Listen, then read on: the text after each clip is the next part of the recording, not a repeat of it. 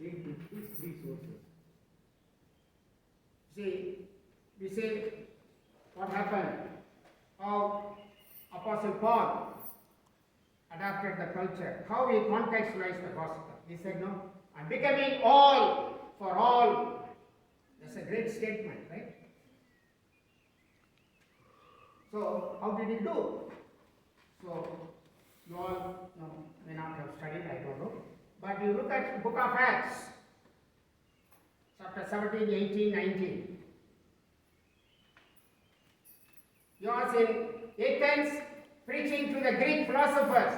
Then he goes down to Ephesus to cast out the demons, talking about spiritual warfare. Saint Paul. He can handle the philosophers, he can handle the ordinary demon-possessed people who believe in demonology. Jesus Christ is saying, he was talking with Nicodemus, you must be born again. Then he went to the Samaritan woman and said, please give me water. Is it not contextualization? Yes, very much. So that's what I'm saying. Bible has the principles of contextualization. Then we have anthropologists. We have a dozen anthropologists who said they have written book after book. Then you have field experience, like me, anybody else, 30, 40 years. They have stories to tell. All three must be matching. All three must be balanced. And never contradiction between the three. That is the beauty of the Holy Spirit working. No contradiction. I will never criticize any of the anthropologists. They have written wrong. No. They are led by the Holy Spirit to write those books. Because they are godly people. The Holy Spirit guided them. They are not secular anthropologists. They were missionary anthropologists. That's why the word, missionary anthropology. So, there are like three sources, not three different principles. Three sources who bring a kind of, consistency, no contradiction, complement one another to make the point relevant for our study. And again, that can be applied to your college campus or in the jungle in Orissa. Same. No different principles for college campus. Same. Same principles for the tribals. Same principles for the high caste Brahmins.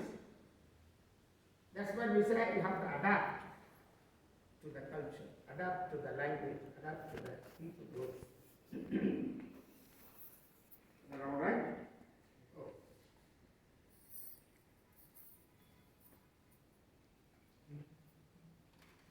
Oh, yes, come in.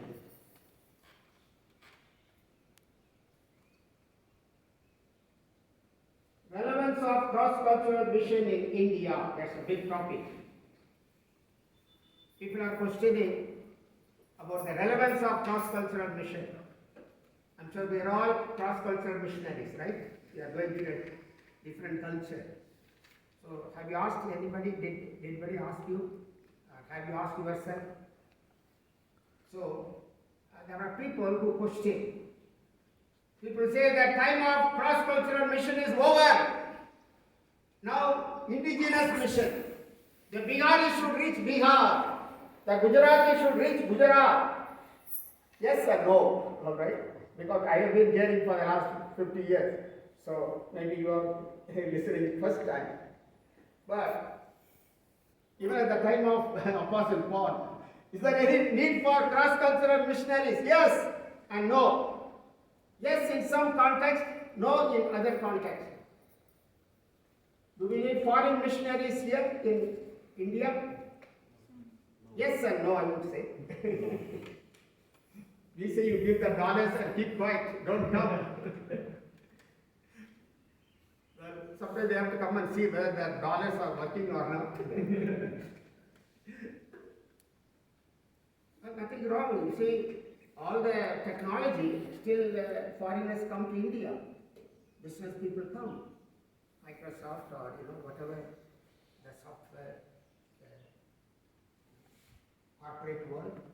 When they come, we receive them. Why not the missionaries come, we don't receive them? The mindset, right? We need the business people, but not missionary people. Their role is changed. That's what I wanted to say. The role is different. They come to Bihar, still we receive them. Last month we had in March. But we never took them to the villages to preach. We don't want them to preach. We don't want them to. Just they want to see what God is doing. They were not projected as the main guest. They were there, part of the group. Because they support our Bible school. And we have called them for our graduation. So somewhere we have to balance. We must say yes or no. Easy to say only yes or easy to say only no. That's somewhere we have to be wise, guided by the Holy Spirit. Pardon? Not dominating. Yes. And we can also dominate in Bihar or Uttar Pradesh.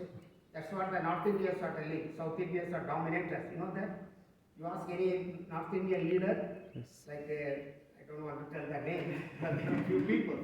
They always told me, everywhere we see PONRAJ. Everywhere we see South Indian, Tamilians. They all come to North India to dominate us. Well, yes and no.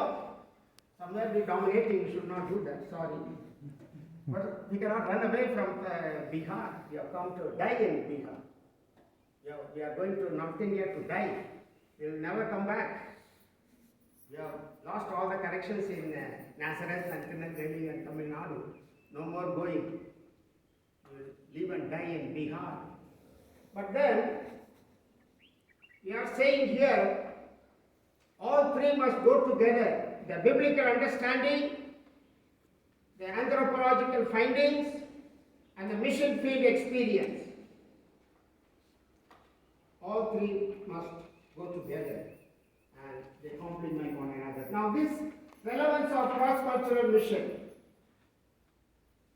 the 21st century now, with all the people crossing one another. So how to have this cross-cultural mission? Now we have to look at the Christian presence in India.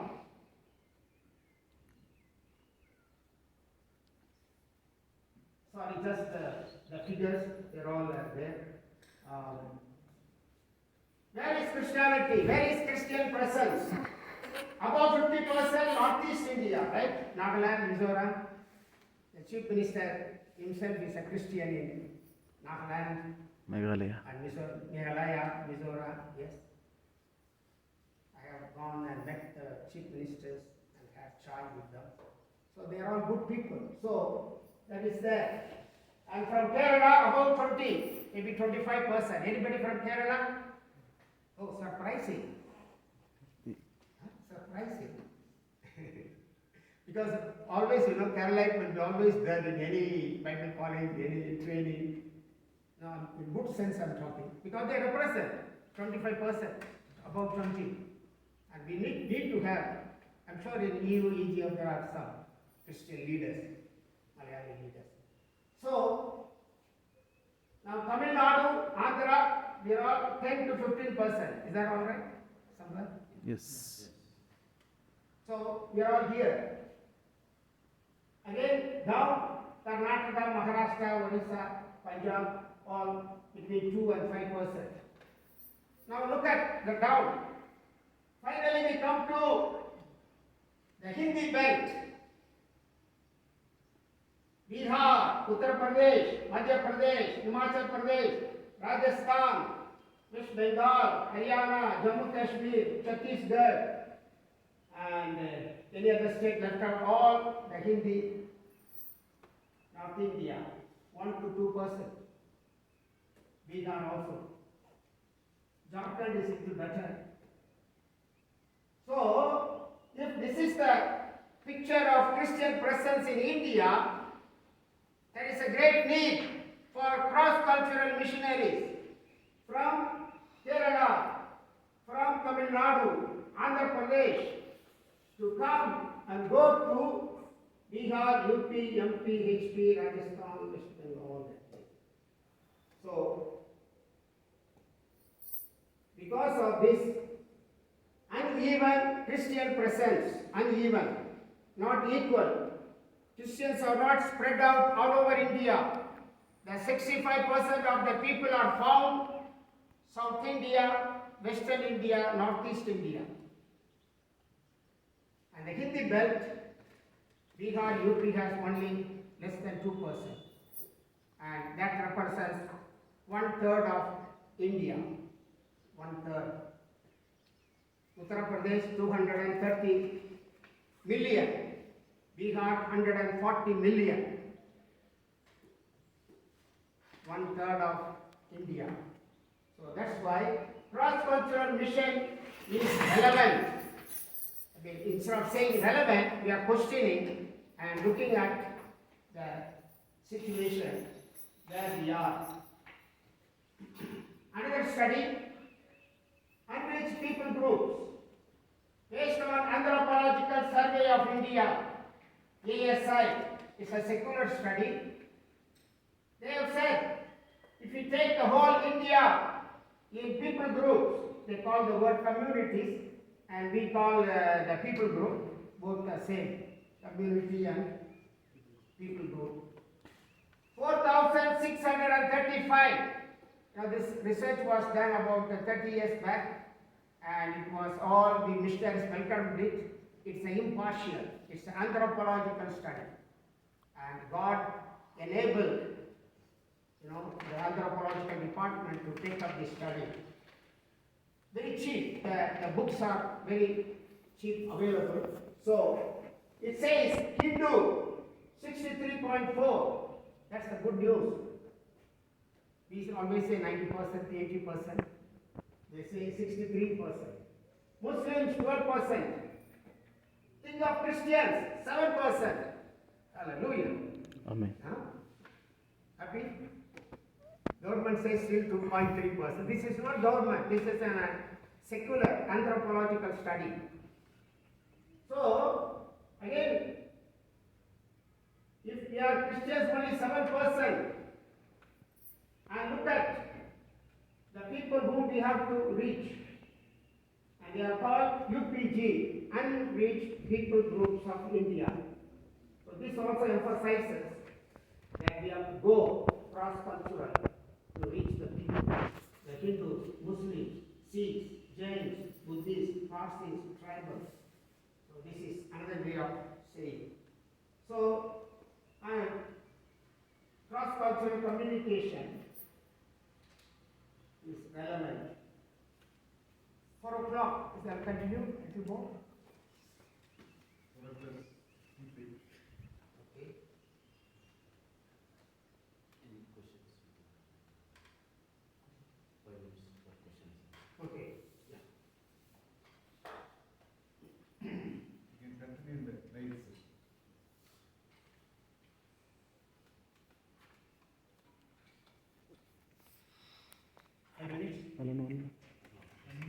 session.